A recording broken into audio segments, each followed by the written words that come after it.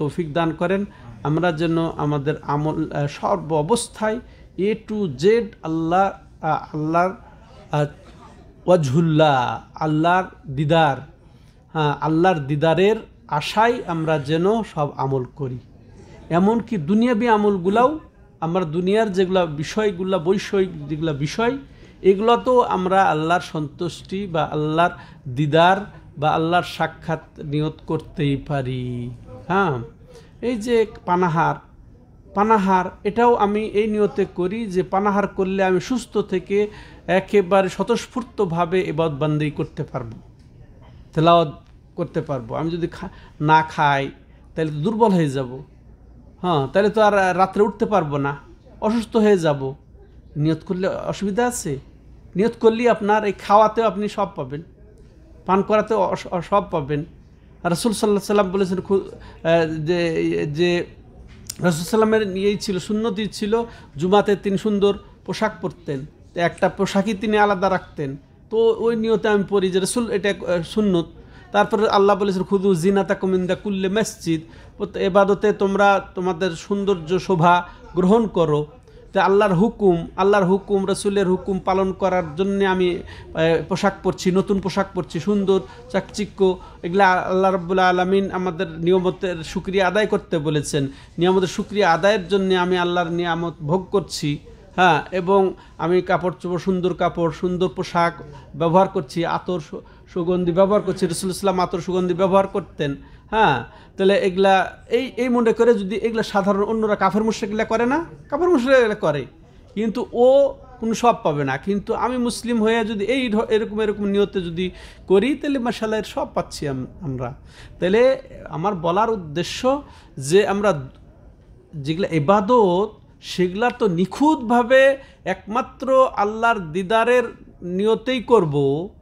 এমনকি দুনিয়াবি যেগুলা আমাদের আদত অভ্যাসগত কাম, যেগুলা কাফের মুশরিকও করতে হয়, সেগুলোর মধ্যেও আমরা নিয়ত নিয়ে আসব, এবং ওই নিয়তের ফলে যেন আমরা ইবাদত হিসেবে সবের আশা করাটাই তো হচ্ছে ইবাদত, তাই না? সবের আশায় করাটাই তো ইবাদত। সবের আশা করব, তাতে আমরা লাভবান হব। এই জন্য শেখ মোহাম্মদ হুসাইনের চমৎকার কথা বলেছেন যে নিয়ত সচেতন ব্যক্তির আদতটাও ইবাদতে পরিণত হতে পারে, আর নিয়ত গাফেল ব্যক্তির ইবাদতটা আদতে পরিণত হয়ে যেতে পারে। কত চমৎকার কথা!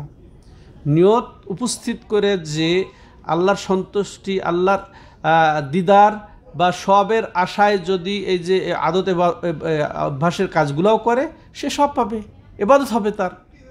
আর যদি এই যে মনে করে এই তাসবিহ পড়ি, আমরা শুরু করি, কখন শেষ হয়ে গেছে কোনো অভ্যাস কন্টিনিউ হয়ে যাচ্ছে, আমার অটোমেটিক, আমার মুখ চলছে কিন্তু দিল চলে না, অভ্যাসগত আমার চলে। আমি যে নামাজ শুরু করেছি, কখন সালাম ফিরে দিয়েছি আমি কিছুই বুঝি নেই।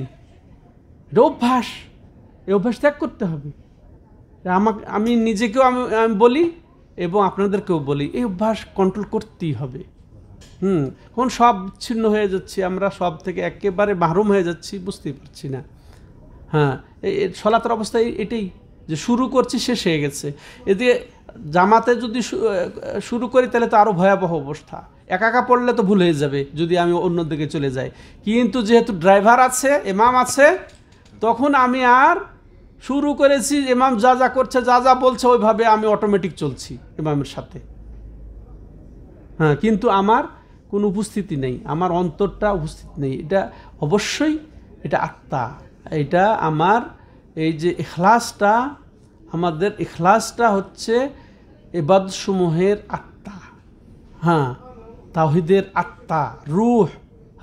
যদি ইখলাস না থাকে তাহলে সব শেষ। ইখলাস না থাকলে সব শেষ। আত্মাবিহীন দেহর যে অবস্থা, ঠিক ওই রকম ইখলাসবিহীন যদি ইবাদত হয়, তাহলে ওই আত্মাবিহীনই ইবাদত হবে, রূহবিহীন ইবাদত হবে। তাহলে আমাদের বুঝে আমাদের ইবাদতগুলা যেন সুন্দরভাবে করতে পারি ইখলাসের সাথে, সেই তৌফিক আল্লাহ আমাদেরকে দান করেন। আল্লাহ রাব্বুল আলামিন আমাদেরকে এই তাওহীদকে যথাযথভাবে বুঝে তাওহীদের উপর সুপ্রতিষ্ঠিত থাকার এবং আমাদের পরিবারকে সেভাবে পরিচালিত করার এবং সমাজকে পরিচালিত করার সে তৌফিক দান করেন। শিরককে ভালো করে চিনে বুঝে শিরক থেকে আল্লাহ রাব্বুল আলামিন আমাদেরকে বাঁচার তৌফিক দান করেন। আল্লাহুম্মা আরিনাল হাক্কা হাক্কান ওয়ারযুকনা ইত্তিবাহ ওয়া আরিনাল বাতিলা বাতিলান ওয়ারযুকনা ইজতিনাবাহ। ইয়া আল্লাহ, তুমি আমাদেরকে হককে হক জেনে হকের উপরে থাকার তৌফিক দান করো এবং আল্লাহ তুমি বাতিলকে বাতিল জেনে বাতিল থেকে আমাদেরকে রক্ষা করো। আল্লাহ রাব্বুল আলামিন আমাদেরকে তুমি হেফাজত করো। আমার বিশেষ করে আল্লাহ রাব্বুল আলামিন সিরিয়ার মুসলমানদেরকে আহলে সুন্নাত ওয়াল জামাতকে আল্লাহ তুমি তোমার খাস মদদে তুমি তাদেরকে সহযোগিতা করো, তুমি তাদেরকে সুপ্রতিষ্ঠিত করো, তুমি তাদের কদমকে সুসাব্যস্ত করো। হ্যাঁ আল্লাহ, তুমি তাদের মধ্যে যে উত্তম তাদেরকে তুমি স্থলাভিষিক্ত করো, যারা তাদের বিরুদ্ধে লড়বে তাদেরকে তুমি ধ্বংস করে দাও, তাদেরকে তাদের মধ্যেই তুমি ব্যস্ত করে তাদেরকে ধ্বংস করে দাও। হ্যাঁ, তারা যেন তাদের মধ্যেই যথেষ্ট হয়ে যায়। হ্যাঁ, তুমি আল্লাহ, তুমি এই সিরিয়ার মধ্যে ফিলিস্তিনের মধ্যে তুমি তোমার কুদরতকে আমাদেরকে দেখিয়ে আমাদেরকে প্রশান্তি দাও, আমাদের কলিজাকে ঠান্ডা করে দাও। আল্লাহ, তুমি যেখানে তোমার দিনের পথে লড়াই করছেন তুমি তাদেরকে খাস মদদ দান করো। যারা বিরোধিতা করছে, যারা শত্রুতা করছে, যারা মুনাফিকি করছে, আল্লাহ তুমি তাদেরকে ধ্বংস করে দাও। তাদের মধ্যেই তুমি তাদেরকে ব্যস্ত করে দাও। আন্তা কাউয়ু ইয়া আজিজ ইয়া আল্লাহ ইয়া জব্বারুস সামা ইয়া হাইয়ু ইয়া কাইয়ুম লা হাওলা ওয়ালা কুওয়াতা ইল্লা বিল্লাহ হাসবুনাল্লাহু ওয়া নি'মাল ওয়াকিল। সুবহানাকাল্লাহুম্মা বিহামদিকা আশহাদু আল্লা ইলাহা ইল্লা আনতা আস্তাগফিরুকা ওয়া আতুবু ইলাইক।